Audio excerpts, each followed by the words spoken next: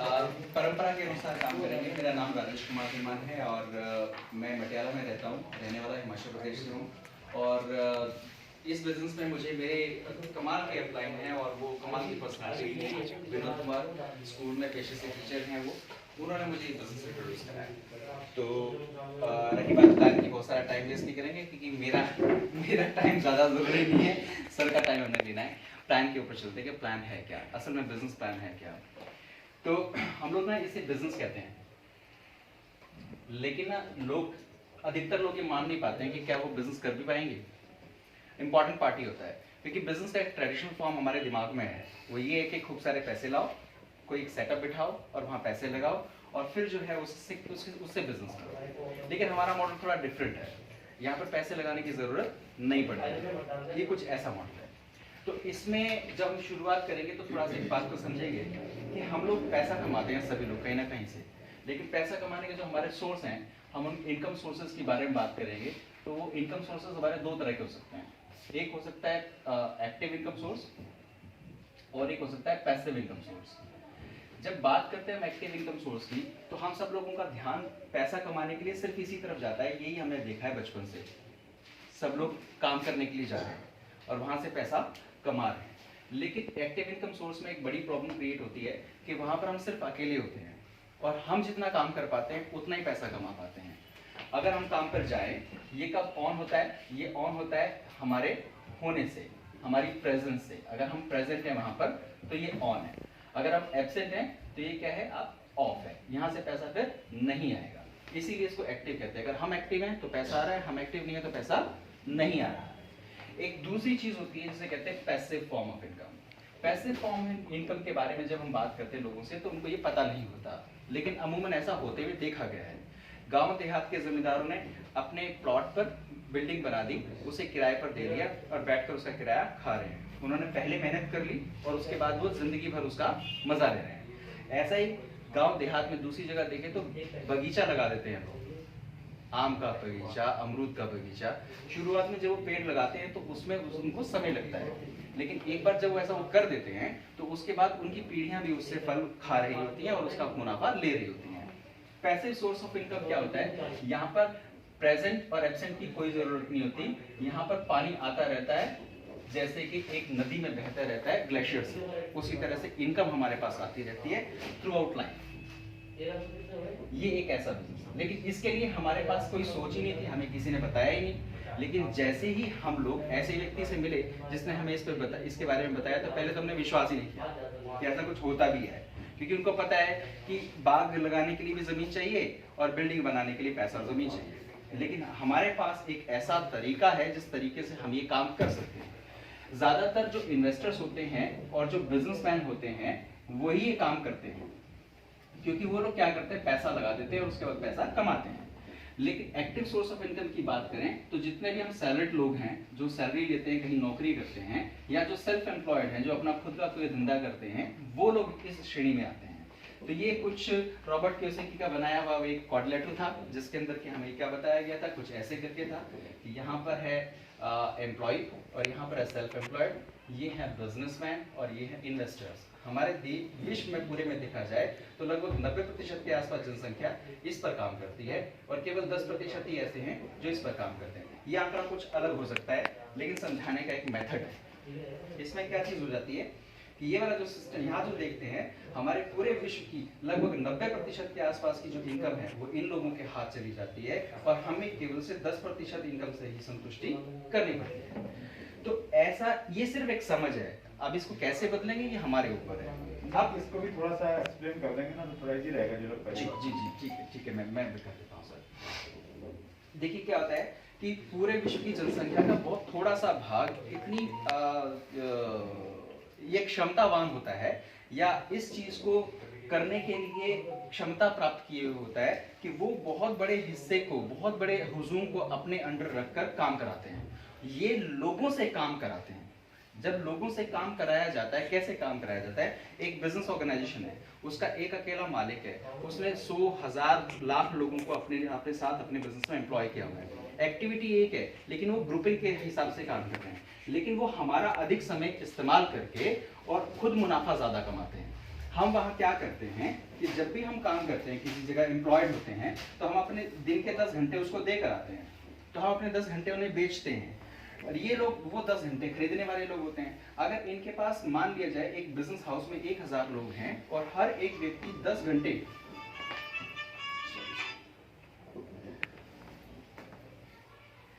तो क्या हुआ कि 10 घंटे हर एक व्यक्ति उसको यदि दे तो वो 10,000 घंटे एक दिन में प्राप्त कर लेता है। और जिसके पास हमें पता है कि दिन में जितने ज्यादा घंटे होते हैं वो व्यक्ति उतना ही अधिक पैसा कमा सकता है।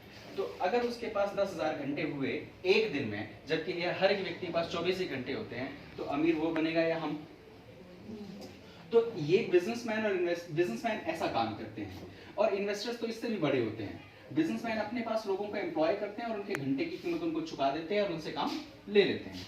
लेकिन इन्वेस्टर तो क्या करते हैं, वो तो ऑफिस भी नहीं जाते, वो तो दूसरे के बिजनेस में अपना पैसा लगा देते हैं और उसको कहते हैं तुम कमाओ और जो हो उसमें से हमें एक हिस्सा दे देना।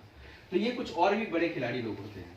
तो ये बहुत कम लोग ऐसे होते हैं। सच बात है, ऐसा नहीं कि हमें इनसे ईर्ष्या या घृणा करनी चाहिए। इतनी क्षमता सबके अंदर भी नहीं होती, पैसा भी सबके पास नहीं होता। पूरे विश्व को एक सूत्र में पिरोकर ये लोग काम करते हैं। मगर क्या अमीर बने रहने का हक सिर्फ इन्हीं को है? क्या हम नहीं कर सकते ऐसा? क्या हम उन चीजों को, उन सुविधाओं को एंजॉय नहीं कर सकते? लेकिन क्या करें, हम लोगों के घरों में सिखाया गया है कि पढ़ लिख कर एक अच्छी नौकरी करना, तो हम एम्प्लॉयमेंट की ही बात करते हैं हमेशा, और वो भी दूसरे के पास। तो खुद को हम दूसरे के पास नौकर रख देते हैं।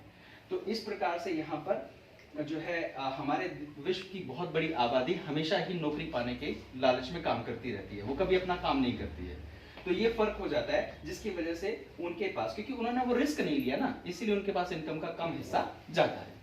ऐसा कुछ नहीं है कि इसे गलत कहा जाए या सही कहा जाए, ये एक व्यक्ति के खुद चलने का तरीका है।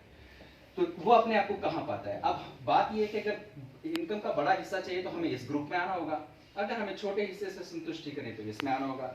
एक और बहुत बड़ी बात यह है कि अगर हम सेल्फ एम्प्लॉयड और एम्प्लॉयड की उसकी एम्प्लॉय की बात करें, तो इनके पास दिन के 24 घंटे में से 10 घंटे तो नौकरी में जाने के, और प्लस 2 या 3 घंटे इनके पास ट्रैवलिंग के, यानी कि 13 से 14 घंटे इनके जो है खर्च हो जाते हैं, और दिन में केवल 10 ही घंटे बच पाते हैं। इसीलिए कुछ भी सोच नहीं पाते हैं, पूरा जीवन भर इसी प्रकार से लगे रहते हैं।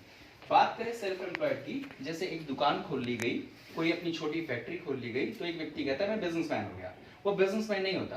अमूमन भाषा देखें अगर बिजनेस की, तो उसमें क्या होता है, करीबन 100 के आसपास लोग यदि उस आदमी के पास काम कर रहे होते हैं, तब हम उसे बिजनेसमैन करते हैं, अदरवाइज वो सेल्फ एम्प्लॉयड है। क्योंकि उसके पास एक सिस्टम होता है, और जिस आदमी के पास एक सिस्टम होता है, यदि वो उस जगह से अपनी कुर्सी से हट भी जाए तब भी उसका काम खराब नहीं होता है, वो बदस्तूर चलता रहता है। तो अगर किसी के पास सिस्टम है तो वो बिजनेसमैन है, अदरवाइज वो क्या कहलाए अपने आप को, सेल्फ एम्प्लॉयड। वो काम पे आएगा तो काम होगा, काम पे नहीं आएगा तो काम नहीं होगा। तो इसके बाद अगली कहानी। तो बात यह आई कि ये तो हमने समझ लिया कि ऐसे होता है, लेकिन हम लोग यहाँ पर क्या सीख रहे हैं? हम लोग कह रहे हैं कि क्या हमें भी ज्यादा पैसे कमाने का अधिकार है या नहीं है? तो क्या हमें उसके लिए एक बिजनेस करना चाहिए या नहीं करना चाहिए? लेकिन बिजनेस करने के लिए तो पैसे नहीं हमारे पास। तो क्या कोई बिना बिजनेस का भी पैसा है, सॉरी बिना पैसे का भी बिजनेस है? देखो दुकान रखवाती है, बड़े लोग सामने बैठे हो तो सॉरी उसके लिए। तो क्या बिना पैसे का भी कोई बिजनेस किया जा सकता है? तो उसके लिए आज हम बात करेंगे। तो हमारा जो प्लान शुरू होता है, वो प्लान के 3 हिस्से हैं। एक हिस्सा है हमारे पास कंपनी का प्रोफाइल, जहां हम काम करेंगे। दूसरा हमारे पास है कि प्लान क्या है, पैसे कैसे आएंगे। और तीसरा हिस्सा है कि वो जो पैसे आएंगे वो किसके बेसिस पर आएंगे, वो प्रोडक्ट इंफॉर्मेशन के बेसिस पे आएंगे। तो ये 3 चीजें हमने यहाँ पर करनी होती हैं। तो सबसे पहले मैं क्या बात करूंगा कि हम जो बिजनेस करने वाले हैं वो एक कंपनी के साथ मिलकर करने वाले हैं। पहले उस कंपनी के बारे में छोटी सी जानकारी ले ली जाए कि वो कंपनी है क्या।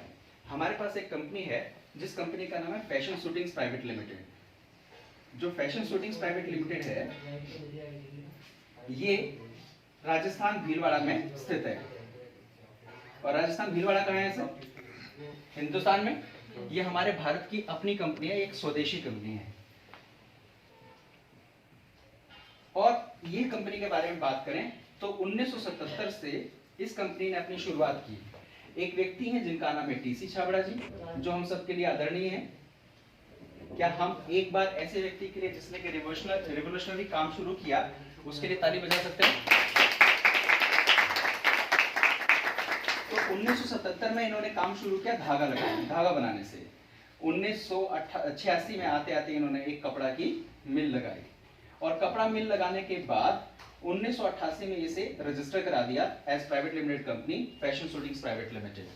फिर उसके बाद हुआ ये कि सन 2000 तक आते आते ये कंपनी कपड़ा बनाने वाली कंपनियों में टॉप 10 में शुमार हो गई, टॉप 10 में शुमार हो गई। तो इस तरीके से देखा जाए कि ये जो एक सफर था, वो सफर पूरा 23 इयर्स का एक सफर था कि 23 साल लगातार इस कंपनी ने इस प्रकार से काम किया। ये भी वही काम था जो ये बिजनेसमैन करते थे, इसको ट्रेडिशनल बिजनेस कहते हैं। अगस्त 2000 में इन्होंने एक नए बिजनेस की स्थापना की। जब ये एक विजनरी व्यक्ति हैं, ये हमारे भारत के लोगों के बारे में और भारत के बारे में सोचते हैं, तो इन्होंने एक काम शुरू किया। इन्होंने सोचा कि क्या मैं अकेले ही ये पैसा कमाऊं तो अच्छा है, या मेरे साथ मिलकर सब लोग पैसा कमाएं तो अच्छा है। क्या हमारे भारत की गरीबी को दूर करने में मैं कोई योगदान दे सकता हूं? तो ऐसा विचार करके इन्होंने एक नया कॉन्सेप्ट शुरू किया। तो सन अगस्त 2000 में इन्होंने एक नए कॉन्सेप्ट जिसका नाम था RCM, उसकी शुरुआत की। RCM का फुल फॉर्म है राइट कॉन्सेप्ट ऑफ मार्केटिंग, खरीदारी का सही तरीका। कई लोग इसको अपने तरफ से अपने हिसाब से RCM की फुल फॉर्म सेट कर लेते हैं। किसी ने रोटी कपड़ा मकान सेट किया हुआ है, तो कोई भी कह देता है कि जैसे ये राइट कॉन्सेप्ट ऑफ मार्केटिंग एक ब्रांड है जो कि फैशन शूटिंग्स प्राइवेट लिमिटेड के अंदर चल रहा है। तो आज हम RCM की बात करते हैं। RCM में इस कंपनी ने सन 2000 से शुरुआत की और आज 2022 है, तो लगभग 21 साल यहाँ पर हो चुके हैं। इस कंपनी को काम करते हुए 44 साल के आसपास हो गए हैं। एक 44 इयर्स का एक्सपीरियंस, जिसके अंदर अगर हम बात करेंगे ट्रेडिशनल मार्केटिंग का 23 इयर्स का और 21 इयर्स का डायरेक्ट सेलिंग का एक्सपीरियंस, एक बहुत बड़ा एक्सपीरियंस होता है। आज कंपनी के पास, जैसे मेरे पास जो डेटा है मैं उसकी अगर बात करूं तो लगभग 600 के आसपास प्रोडक्ट्स हैं। 13,000 से ज्यादा POC हो चुके हैं, जिसमें कि वंडर वर्ल्ड क्विक और पिकअप सेंटर के नाम से आते हैं। कंपनी के पास, जहां तक मुझे डेटा से, मुझे प्लीज करेक्ट कर दीजिएगा, 18 के आसपास अपने प्रोडक्शन हाउसेज हैं। 3 से ज्यादा स्टेट में लगभग ये काम कर रही है। मैं 3 स्टेट से ज्यादा इसलिए कहता हूँ क्योंकि नासिक भी महाराष्ट्र में आता है, उसको भी गिना जाए तो 3 से ज्यादा स्टेट में ये काम कर रही है। और हमारे लिए सुबह उठने से लेकर रात तक सारे तरह के प्रोडक्ट बनाती है। ये जैकेट में पहने खड़ा हूँ, ये शर्ट मेरे पास है, शूज मेरे पास है, तो वो RCM से ही है। तो मेरी जरूरत के लगभग सारी चीजें ये RCM बनाता है। अब बड़ी बात क्या है, ये तो था कंपनी का छोटा सा प्रोफाइल जो मैं आपके साथ शेयर कर पाया। दूसरी बात थी कि प्लान क्या है।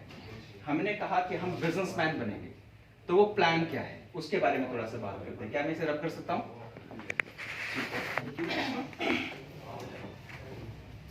अब बड़ी बात आई प्लान की, तो प्लान क्या है? प्लान के बारे में कहा कि इसको सीखने के लिए कुछ ऐसे करना पड़ेगा कि आपको ये बिजनेस ज्वाइन करना है तो आपको अपनी कस्टमर की थिंकिंग से सोचना पड़ेगा। जब भी आप सामान खरीदने जाते हैं तो आप क्या होते हैं? कस्टमर होते हैं। और कस्टमर क्या करता है? सामान खरीदने के लिए किसी रिटेलर के पास जाता है जो आपके आसपास की बगल की दुकान हो। जो सामान आप लेकर आते हैं वो सारा सामान ये रिटेलर बनाता है, ऐसा ही है ना? नहीं। अच्छा, रिटेलर सामान नहीं बनाता, तो रिटेलर सामान कहां से लेकर आता है? किसी होलसेलर से। वो गलत सवाल पूछना पड़ता है ना, ताकि जाग रहे हैं सो रहे हैं। तो ये किसी होलसेलर से लेकर आता है। ये भी सामान खुद नहीं बनाता, ये किसी डिस्ट्रीब्यूटर से लेकर आता है। जैसे जैसे हम आगे बढ़ रहे हैं वैसे वैसे इनका साइज बड़ा होता चला जा रहा है और इनका नंबर कम होता चला जा रहा है। तो उसके बाद बात करते हैं कि ये सामान जो बनता है वो किसी कंपनी, फैक्ट्री या मिल में बनता है।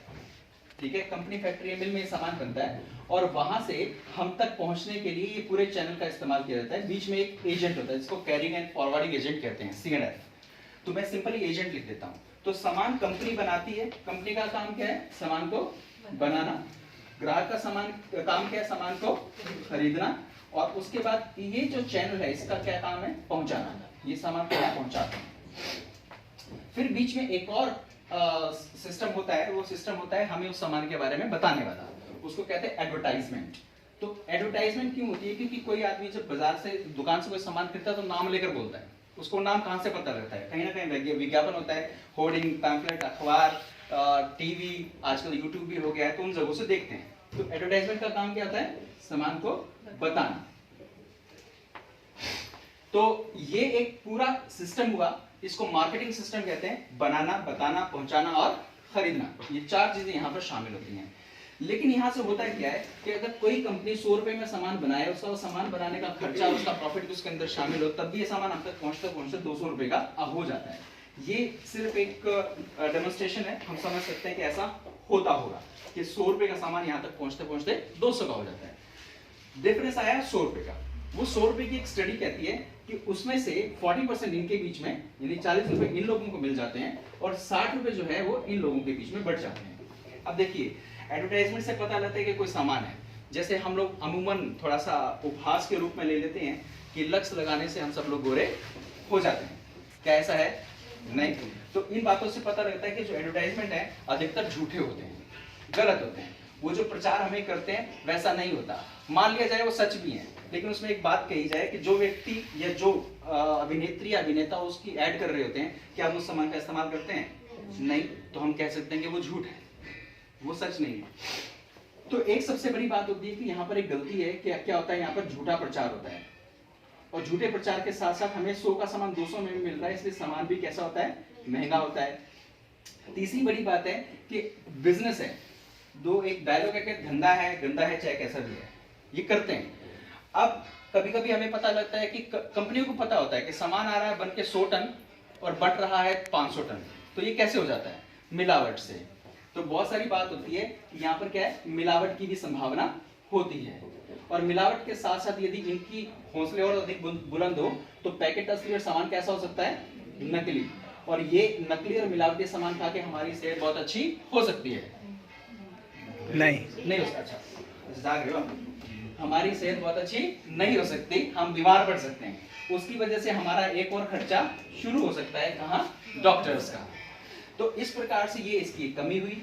फिर दूसरी एक और बड़ी बात है कि बहुत अधिक दुकानों पर अब तो शुरू हो गया है, हमें बिल भी नहीं मिलता, कच्चे बिल पर वो हमें दे देते हैं, जिसकी वजह से वो इनवॉइस नहीं होने की वजह से वो सरकार के पास वो टैक्स भी नहीं जाता। सरकार के पास टैक्स नहीं जाता तो साथ साथ में हमारे पास उस सामान की गारंटी भी नहीं रहती। तो सामान की क्या गारंटी भी नहीं है। तो ये कमियां हैं इसकी। फिर बड़ी बात, हमें सामान पर छूट भी नहीं मिलती।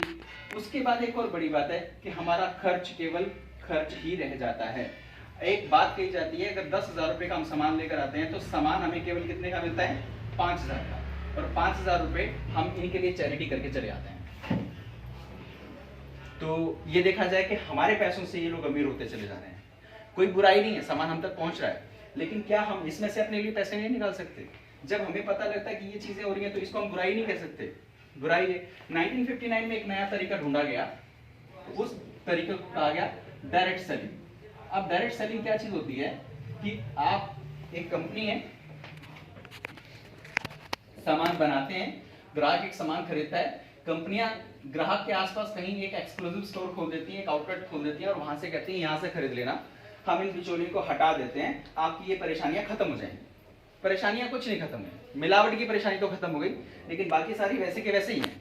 बिल की परेशानी भी खत्म हो गई। लेकिन जब आरसीएम ने इस बात को देखा तो डायरेक्ट सेलिंग में हम लोगों के लिए एक बहुत बेहतरीन प्लान लॉन्च कर दिया। क्या चीज किया कि कंपनी ने कहा कि हमारा काम क्या है?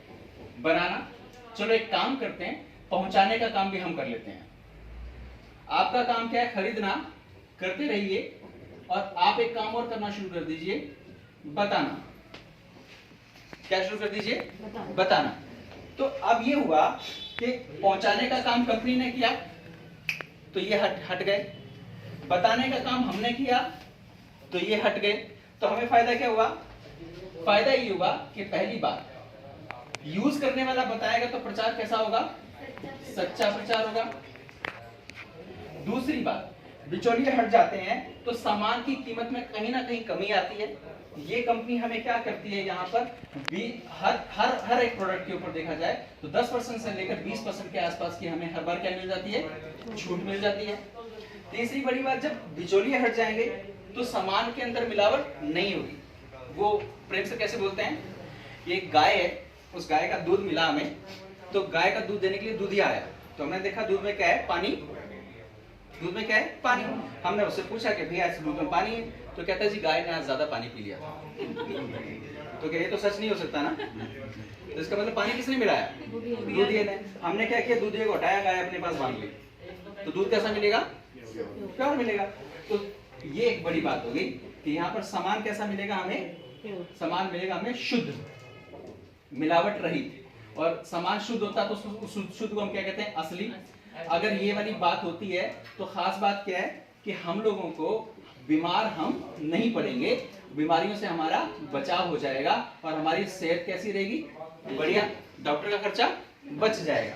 तो ये 3 फायदे अगर हो जाएं तो तब भी हम सामान उस सिस्टम से खरीदे बेहतर है या इस सिस्टम से खरीदते रहें, उस वाले सिस्टम से खरीदते रहें।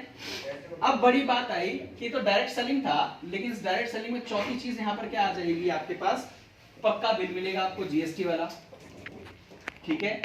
सरकार के पास टैक्स जाएगा और हमारे पास सामान की गारंटी होगी। कंपनी कहती है 1 महीने के अंदर सामान वापस करो, पैसे ले लो, 1 महीने की मनी बैक पॉलिसी के साथ सामान मिलेगा। पांचवी चीज यहाँ पर क्या हो जाएगी कि जो हमारा खर्च है ना वो निवेश हो जाएगा। खर्च क्या हो जाएगा, निवेश, इन्वेस्टमेंट हो जाएगा। कैसे इन्वेस्टमेंट हो जाएगा, कंपनी हमें काम करने का मौका दे रही है, वो हमें कह रही है कि बताने का काम शुरू करो। जो पैसे हम उन सेलिब्रिटीज को देते थे, आज से आप सेलिब्रिटी बन जाओ, आप पैसे ले लो। जो जितना ज्यादा बताएगा उसको उतना ज्यादा पैसा मिलेगा, जो जितना ज्यादा बताएगा उसको उतना ज्यादा पैसा मिलेगा। लेकिन मिलेगा कैसे, एक सिस्टम के थ्रू मिलेगा। अब वो सिस्टम क्या है, वो सिस्टम है जिससे लोग चिढ़ते हैं मगर वो अपने लिए करते हैं। वो सिस्टम है चेन बनाना। अरे भाई चेन बनाने का काम हम नहीं करते, बड़ा बेकार काम होता है। लेकिन सबको पता है कि हर एक आदमी कोई ना कोई किसी न किसी की चेन है। हमारे पास भी वही चेन सिस्टम है। कंपनी के पास क्या है कि कंपनी हमें इनकम देती है 3 तरह से। पहली इनकम देती है उसे कहते हैं काउंटर डिस्काउंट। काउंटर डिस्काउंट का क्या मतलब होता है कि हाथों हाथ छूट, जो कि 10% से लेकर 20% और कुछ प्रोडक्ट्स पर 25% भी अवेलेबल है। और बहुत बार तो ऐसा हो जाता है कि बिजनेस वॉल्यूम भी हमें पूरे मिलते हैं, उसके बारे में भी बात करता हूं। तो जब हम कोई सामान खरीदें और 5000 उसकी एमआरपी हो और उसके ऊपर 20% की छूट मिले तो हमें सीधे सीधे कितने बच गए जी, 1000 रुपए। तो क्या बचत हमारी इनकम हो सकती है कि नहीं हो सकती है, बचत हमारी इनकम हो सकती है कि हमारे कमाए पैसे का हिस्सा है ना, वो बच गया, वो हमारी इनकम मान लीजिए।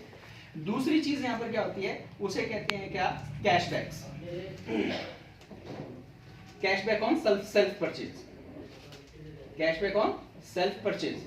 हम जो सामान खरीदते हैं, बाजार से सामान खरीदते आए, चाहे किसी भी मार्ट से खरीदते आए, क्या हमें हमारी खरीद के ऊपर कैशबैक मिले, नहीं मिले। लेकिन ये कंपनी आपको कैशबैक देती है। कंपनी कैशबैक देती है आपको 10% से लेकर 32% तक, और वो किसके ऊपर, बिजनेस वॉल्यूम के ऊपर। किसी ने पूछा कि बिजनेस वॉल्यूम क्या है, बड़ी सिंपल सी बात है। अगर आप 6ठी क्लास तक पढ़े हो तो 6ठी क्लास के मैथ्स में लाभ हानि के क्वेश्चन होते हैं। तो उसके अंदर एक होती है कॉस्ट प्राइस, सीपी, दूसरा होता है प्रॉफिट, तो उससे बनता है क्या, सेलिंग प्राइस। तो सेलिंग प्राइस में प्रॉफिट का हिस्सा जो है ना वो बिजनेस वॉल्यूम है। अभी मान के चलिए कि कंपनी अपने लाभ में हमें भागी बना रही है। जब हम इस कंपनी में जुड़ जाते हैं, सामान खरीदते हैं, तो इस कंपनी के लाभ के हम भागीदार बन जाते हैं। तो क्या आज तक किसी कंपनी ने ऐसा मौका दिया, नहीं। अगर हमें यहाँ से मौका मिल रहा है तो ये हमें भुनाना चाहिए कि नहीं भुनाना चाहिए। या अभी भी हमें डेटॉल का ही साबुन खरीदना है, डेटमैक्स नहीं खरीदना है, या अभी भी हमें शैम्पू पेंटीन का खरीदना है, कोई और नहीं खरीदना है।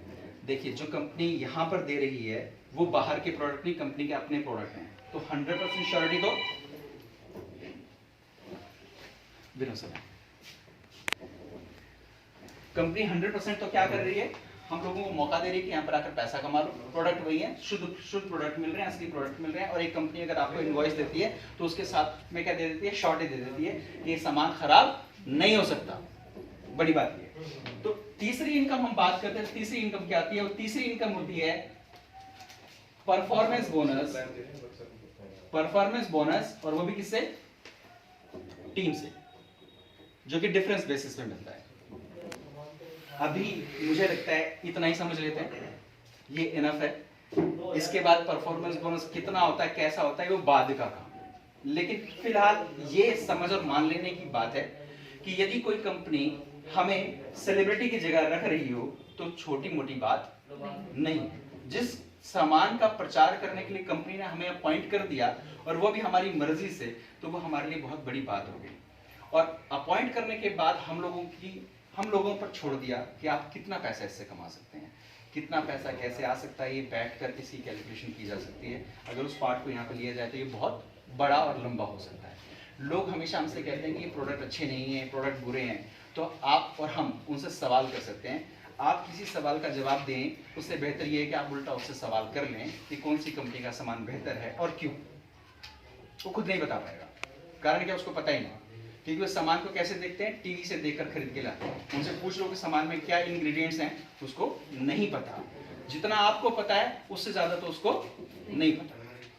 तो इसीलिए उस चर्चा में ना पड़े, वो बहस है बेकार की। सीधी सी बात करें, इस यहाँ से सामान खरीदने से मुझे पैसे आते हैं तो मैं इसलिए यहाँ से सामान खरीदता हूँ और सामान बहुत बेहतरीन है। अगर सामान की क्वालिटी के बारे में बात करें तो man to man, pen to pen बैठ के बात कर लेते हैं। Thank you so much.